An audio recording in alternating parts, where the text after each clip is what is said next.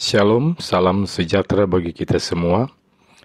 Saat ini kita memasuki Minggu Advent keempat, tanggal 24 sampai 30 Desember tahun 2003, sekaligus malam Natal tanggal 24 Desember tahun 2023.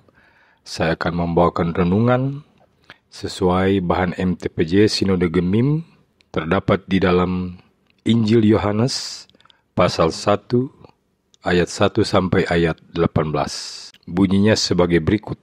Firman yang telah menjadi manusia. Pada mulanya adalah firman. Firman itu bersama-sama dengan Allah, dan firman itu adalah Allah. Ia pada mulanya bersama-sama dengan Allah. Segala sesuatu dijadikan oleh Dia, dan tanpa Dia tidak ada suatu pun yang telah jadi dari segala yang telah dijadikan. Dalam Dia ada hidup, dan hidup itu adalah terang manusia. Terang itu bercahaya di dalam kegelapan, dan kegelapan itu tidak menguasainya. Datanglah seorang yang diutus Allah, namanya Yohanes. Ia datang sebagai saksi untuk memberi kesaksian tentang terang itu, supaya oleh Dia semua orang menjadi percaya.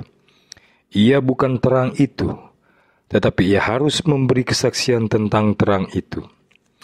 Terang yang sesungguhnya yang menerangi setiap orang sedang datang ke dalam dunia. Ia telah ada di dalam dunia, dan dunia dijadikan olehnya, tetapi dunia tidak mengenalnya. Ia datang kepada milik kepunyaannya, tetapi orang-orang kepunyaannya itu tidak menerimanya. Tetapi semua orang yang menerimanya diberinya kuasa supaya menjadi anak-anak Allah, yaitu mereka yang percaya dalam namanya. Orang-orang yang diperanakan bukan dari darah atau dari daging, bukan pula secara jasmani oleh keinginan seorang laki-laki, melainkan dari Allah.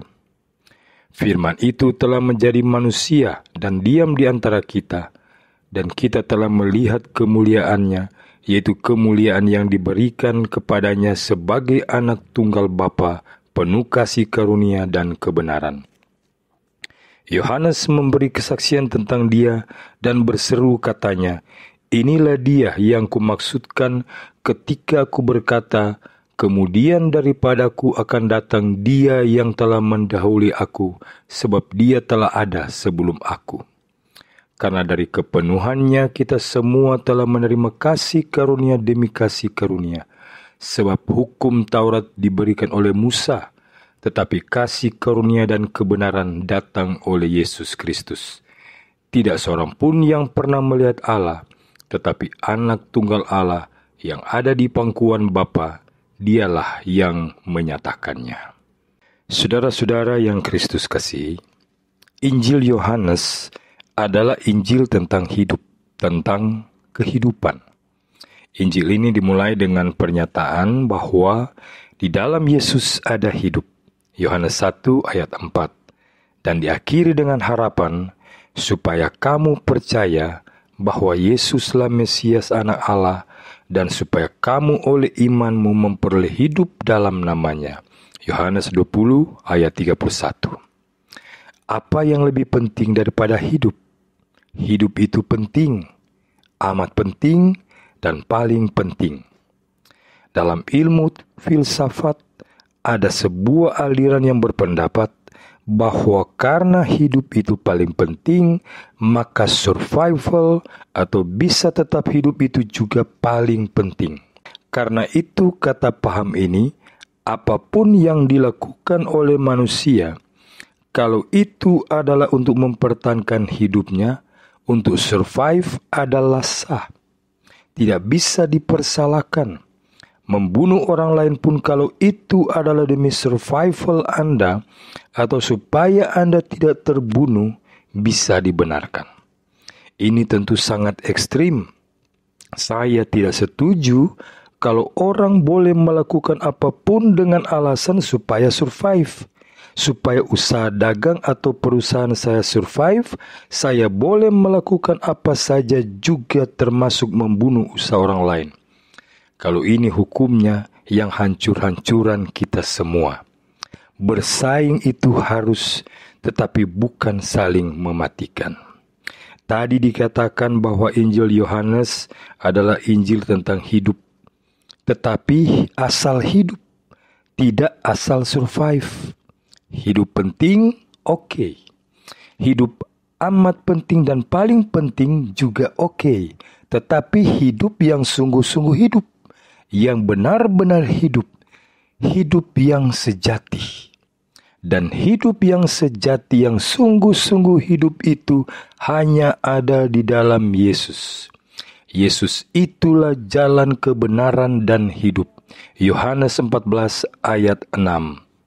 Hanya Yesus yang dapat memberikan hidup yang sungguh-sungguh hidup.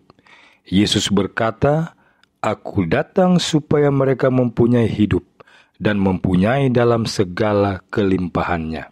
Atau terjemahan lainnya, hidup dalam segala kepenuhannya. Ini yang sering dilupakan orang. Hidup itu penting, bahkan paling penting, itu semua orang setuju. Apalagi hidup dalam segala kelimpahannya. Tetapi orang sering mencarinya di luar Yesus.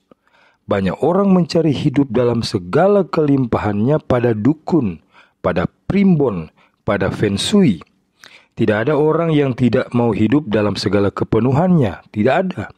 Tetapi orang ingin memperolehnya tanpa hidup menurut Yesus. Yohanes pasal 1 ayat 4 berkata, "Dalam Dia ada hidup, dan hidup itu adalah terang dunia."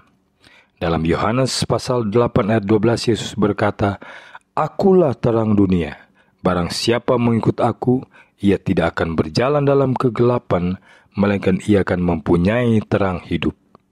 Saudara mau hidup yang sejati? Hiduplah dalam Yesus, karena Yesus adalah hidup. Saudara mau hidup dalam Yesus? Hiduplah dalam terang. Oleh karena Yesus adalah terang, hiduplah sebagai anak-anak terang. Apa artinya hidup dalam terang? Dalam Kejadian 1, ketika Allah menciptakan langit dan bumi, yang paling pertama diciptakan oleh Allah adalah terang. Karena apa? Karena gelap itu adalah kekacauan. Allah tidak menyukai kekacauan. Allah menyukai ketertiban dan keteraturan. Hidup dalam terang berarti hidup tertib, hidup dengan norma-norma yang jelas dan pada arah yang pasti, tidak terombang-ambing ke sana kemari. Hidup dalam gelap adalah hidup yang meraba-raba, tersandung-sandung, terbentur-bentur. Hidup dalam ketidakjelasan dan ketidakpastian. Orang Kristen seharusnya tidak demikian. Ada norma-norma yang jelas dan pasti. Tahu apa yang benar dan apa yang salah. Tahu apa yang baik dan apa yang jahat. Tahu batas, tahu apa yang boleh dan apa yang tidak boleh. Di saat-saat kita akan menyambut Natal Yesus Kristus, renungan saat ini mau mengingatkan pada kita semua. Bila saudara mau hidup dalam kehidupan yang sesungguhnya, hiduplah dalam terang. Jelas arah yang Anda ikuti, jelas norma yang Anda pegangi, arah dan norma yang ditentukan oleh Tuhan sendiri. Ini memang tidak mudah, juga tidak semua yang kita inginkan akan kita peroleh. Tetapi dengan satu jaminan, kita akan selamat sampai tujuan. Dan untuk selamat sampai tujuan ini, kita mesti setia sepanjang perjalanan. Selamat menyambut Natal Yesus Kristus. Tuhan Yesus memberkati kita semua. Amin.